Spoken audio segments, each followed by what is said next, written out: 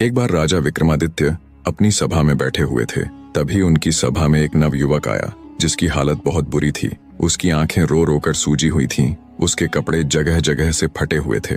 वो राजा विक्रमादित्य के पैरों में गिर गया और जोर जोर से रोते हुए कहने लगा, दया कीजिए महाराज, मैं एक दुखियारा हूँ जो आपकी शरण में आया हूँ। इस समस्त धरा पर केवल आप ही है जो मेरी मदद कर सकते हैं। राजा विक्रमादित्य ने पहले उसे खड़ा किया, फिर उसकी इस दुर्गति का कारण पूछा, पर नवयुवक बिना कुछ कहे सुने बस रोए ही जा रहा था। तब राजा विक्रमादित्य बोले, तुम्हारे ऐसे रोने से तो तुम्हारी समस्या का कोई हल निकलने से रहा। थोड़े शांत हो जाओ और अपनी पूरी व्यथा मुझे बताओ। मैं तुम्हारी मदद करने की हर संभव कोशिश करूंगा। तब उस नवयुवक को थोड़ा धीरज बंधा और सुबकते हुए उसने अपनी व्यथा सुनानी प्रारंभ की। महाराज, मेरा नाम बलदेव है। मैं कलंजर नगर का वासी हूँ। कुछ समय पहले तक मैं भी अपना जीवन बड़े ही आनंद के साथ व्यतीत कर रहा था। न कोई चिंता फिक्र थी, न किसी का कोई लेना देना।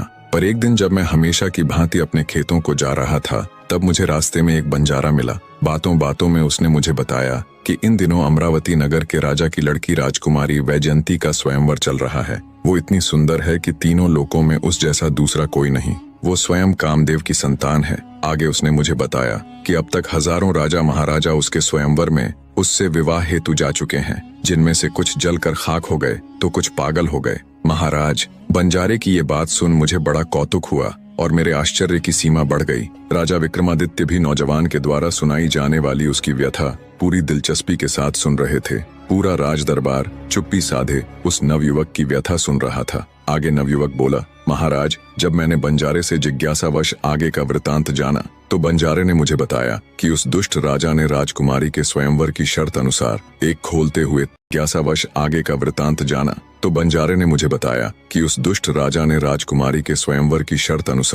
खोलते हुए तेल का कड़ाहा बीच दरबार रखा हुआ है। राजा की शर्त है, जो कोई उस खोलते तेल के कड़ाहे में स्नान कर जिंदा बाहर आ जाएगा, उसके साथ वो अपनी बेटी का विवाह कर देगा। महाराज, उस बंजारे की बात सुन मैं भी बड़ी उत्सुकतावश अमरावती नगर स्वयंवर देखने गया। पर जब मैंने खुद वहां जाकर सारा मंजर देखा तो मैं भी दंग रह गया। वहां हजारों की तादाद में राजा महाराजा आए हुए थे, पर उस खोलते तेल के कड़ाहे को देख किसी की भी उसमें उतरने की हिम्मत न होती, और जो कोई ऐसा करने की कोशिश करता वो कड़ाहे में उतरते ही जल भुनकर खाक हो जाता। महाराज, जब से मैंने राजकुमारी वैजयंती को देखा है, मैं अपनी सुध बुद्ध खो चुका हूँ। अब तो हर समय मुझे वो नजर आती है। अगर वो मिले तो मैं जिंदा रहूं, अन्यथा मैं भी उस खोलते तेल के कड़ाहे में उतर अपने प्राणों को त्याग दूं। नवयुवक की पूरी व्यथा सुन राजा विक्रमादित्य भी गहरी सोच में पड़ गए।